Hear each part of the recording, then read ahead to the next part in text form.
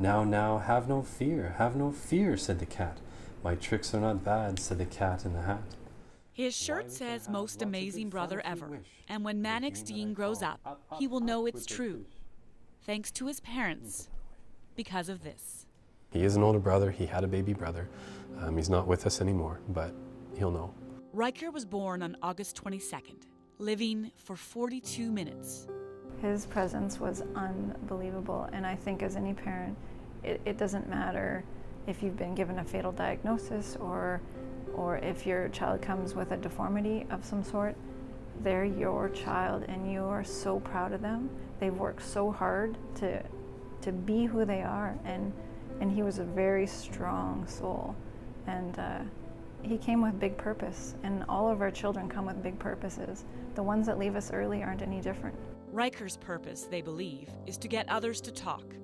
Karina Lloyd and Jason Dean learned early in their pregnancy their son had a fatal condition, but they refused to stay silent. Anytime I'd go out, public likes to say, "Oh, you're expecting, congratulations," and we got to a point where this isn't just our story, this is his story as well. And we carried him with so much pride and all that stuff, and people would ask, "Oh, when's your due date?" And I'd be very honest. I would say, well, it's not an easy answer, but if you're willing to listen, I'm willing to tell. And in that process, I found some most beautiful people just open their hearts. In Canada, 30% of all pregnancies end in a miscarriage. 955 babies die within the first 24 hours of birth every year.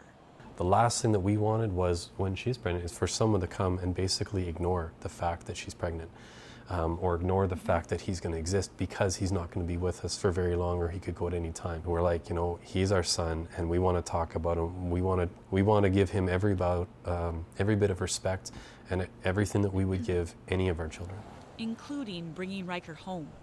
In places like Holland or New Zealand, that rite of passage, even when the infant is deceased, is standard practice for families.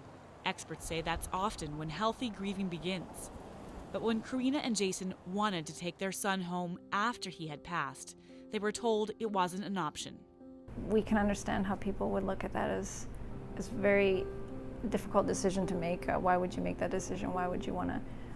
It's unfortunate that our society still looks at it this way, but he's our son, and to never have gotten to have someone take him away, or to have never gotten that chance to bring him home just one time, that would have torn us apart.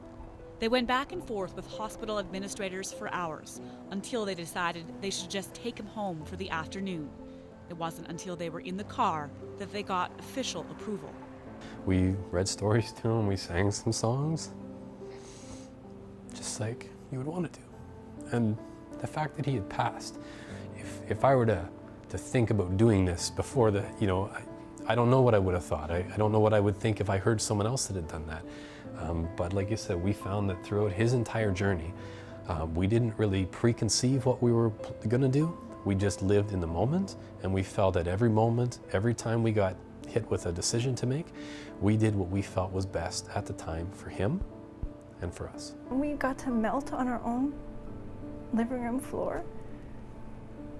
I don't think I could have done that in a hospital. I couldn't have broken down and felt what I really wanted to feel. So bringing him home and letting him go at home,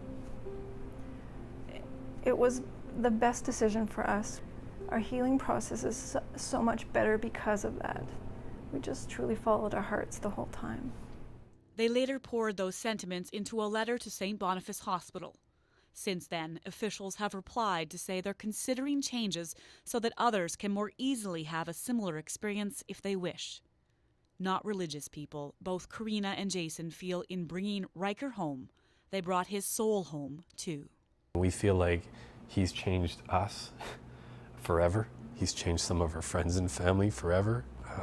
And if him being here and part of his journey was to help change this hospital policy, to allow other parents the opportunity to do what they feel is right, we said maybe that's part of the reason why he was here.